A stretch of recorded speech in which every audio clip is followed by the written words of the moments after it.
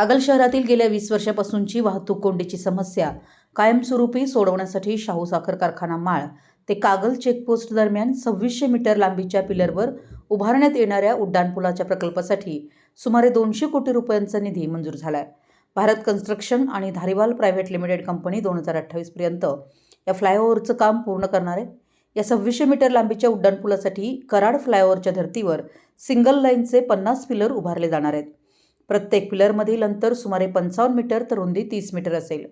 राष्ट्रीय महामार्ग प्राधिकरणकडून या कामाला मंजुरी मिळाली आहे. सन 2006 मध्ये महामार्गाचं चौपदरीकरण झाल्यानंतर कागल शहरात वाहतुकीचा ताण मोठ्या प्रमाणात वाढला. विशेषतः शाहू कारखाना, MIDC बसस्थानक परिसर आणि पंचतारांकित औद्योगिक वसाहतीकडे जाणाऱ्या मार्गावर रोज वाहतूक कोंडी होत असून अनेक अपघातांमध्ये नागरिकांना जीव गमवावा लागत आहे. गेल्या 2 दशकांपासून कागलकरांकडून या ठिकाणी उड्डाणपूल उभारण्याची मागणी सातत्यानं होत होती. अखेर या मागणीला यश आले.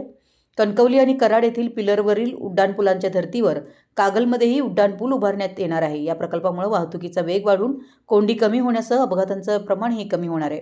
चेकपोस्ट नाक्यापासून कोर्टापर्यंत कागल शहरातील वाढती वाहतूक कोंडी कमी करण्यासाठी राष्ट्रीय महामार्गावर 2600 मीटर लांबीचा उड्डाणपूल उभारण्यात येणार आहे. हा उड्डाणपूल कागल येथील चेकपोस्ट नाक्यापासून कोर्टापर्यंत असणार असून तो 50 पिलरवर उभारला जाईल.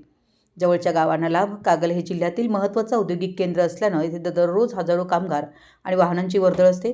उड्डाणपूल पूर्ण झाल्यानंतर शहरातील वाहतूक सुरळीत होण्यास मोठी मदत होणार आहे. या प्रकल्पाचा सर्वाधिक फायदा कागल शहरासह कसबा सांगाव, सुळकूड, मोजे सांगाव, आदमापूर, सिद्धनेरली, राधानगरी आदी गावातील नागरिकांना होणार आहे.